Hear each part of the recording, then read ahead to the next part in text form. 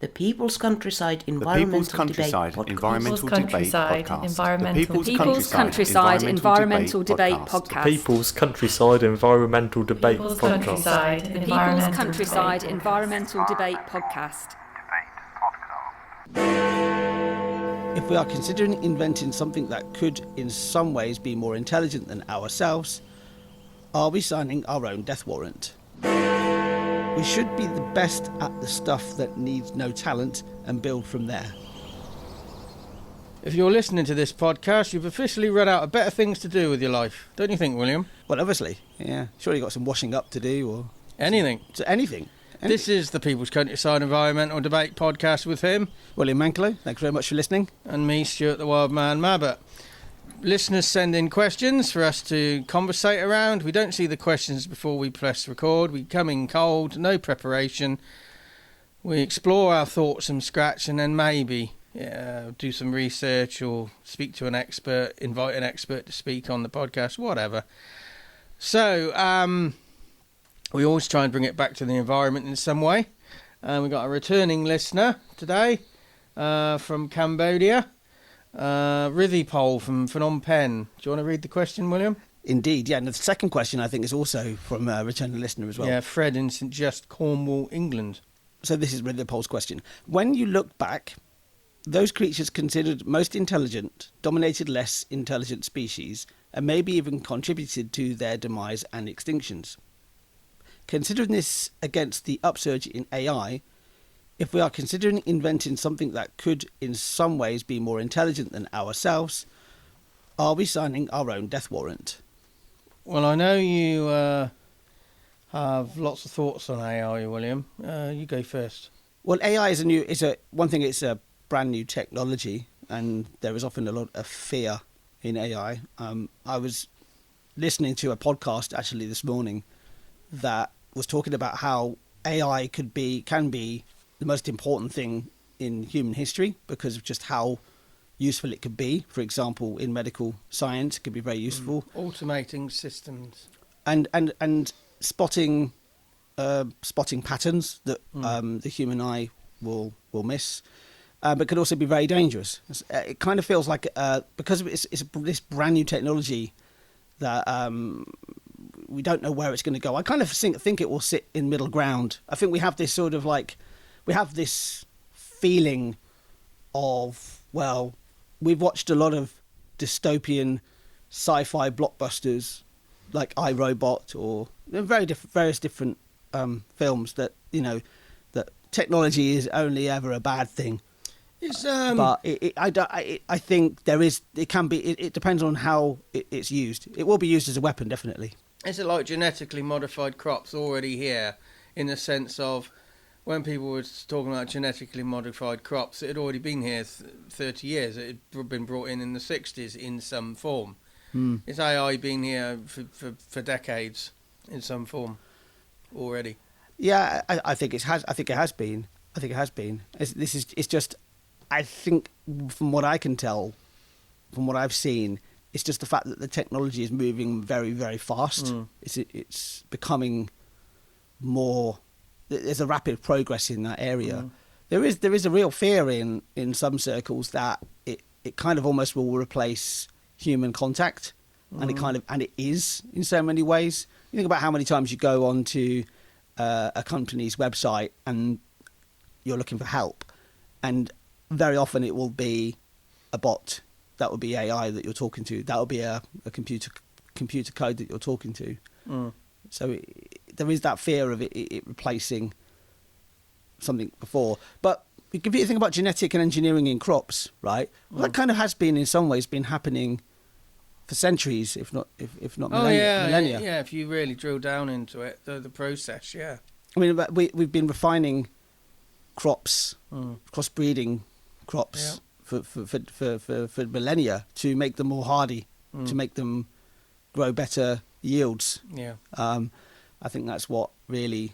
Only have to look in our garden plants to see that. Yeah, exactly. Yeah, so it has. It's not. This type of thing is not new.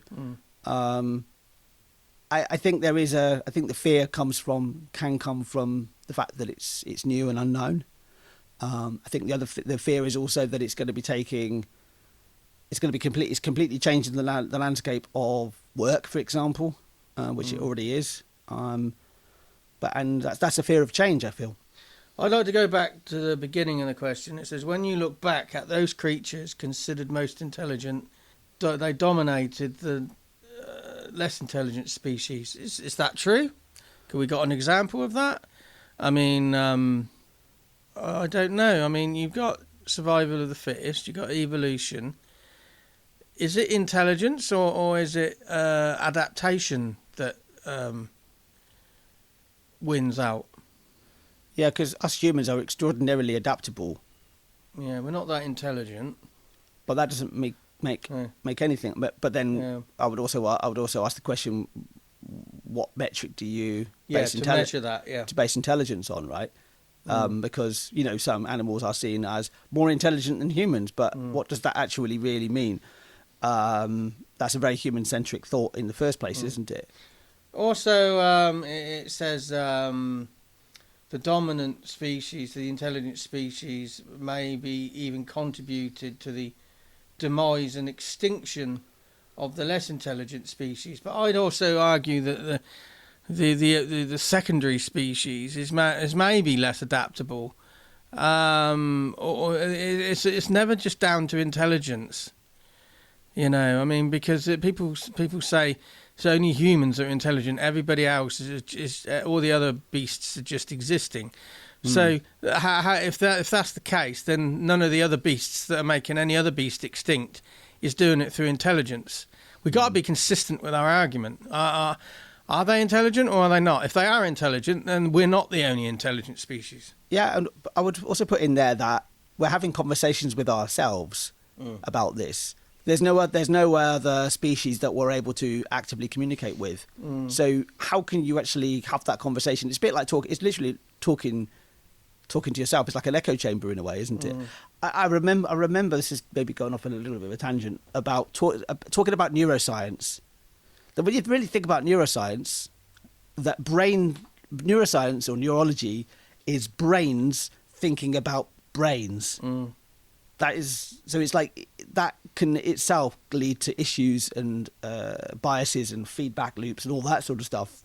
So when we talk about this sort of intelligence, we see our own intelligence being what it is, right? I don't think humans can be very intelligent, can make very intelligent choices, particularly individually. But we're actually only able to compare it with our own type of intelligence, right? So, don't know. But the thing is, all creatures make choices. But we make choices, but we by default, does that make us intelligent? Because if it does, everything else is intelligent. The one thing you can't argue about humanity, though, is we are extraordinarily successful. In some ways. Well, we are, because we proliferate, is it? Proliferate across the whole planet. We can pretty much exist in any environment that no other animal can do. We can exist in the most densest jungle to the most coldest Antarctic wasteland almost, because we are able to adapt to our situation. So we do have that. But whether that makes us intelligent or not. But I think going back to the question, so considering this against the upsurge of AI, so in what we're talking about here, if we are considering inventing something that could in some ways be more intelligent than ourselves, are we signing our own death warrant? Can AI ever be more intelligent than us? AI can be more intelligent than us. Okay. But in the sense of intellectually intelligent. But the thing it currently doesn't have is sentience. So, but is AI? It says, "Are we signing our own death wish?" Is AI part of that signing process, or the thing that will clarify our own death warrant? Because I think the way we sustainably live is signing our own death warrant, because AI may not be run by sustainable processes. Well, AI has some of the highest power needs. Yeah, water, cooling, consumption. All sorts of power needs and consumption there's ever been. And I think that the race to, because there's a big race with AI. It's almost like the space race in some respects, of what happened between the Soviet Union and the US in the 60s, 50s and 60s. 50s and 60s, Yeah, that was all part of the Cold War, of course. We're kind of in a similar. I think the AI, rapid generation of the AI is in that ballpark. You know, we won't really fully know the impact of this AI now until the future. And I think historians will have to be able to really look at this, because we live it every day, right? It becomes the new normal that AI is used. So so spinning this round to the environment, I would like to put intelligence and environment together. Leave out AI, in my opinion. If we are so intelligent, we just need to make better, intelligent, less selfish decisions. What are the drivers for people continuing to make those selfish decisions? What are the pathways they need out of it? What are the alternatives? We only need the critical mass.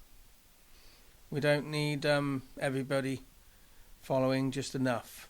So I would try and correlate intelligent decisions with sustainable living. What would you say?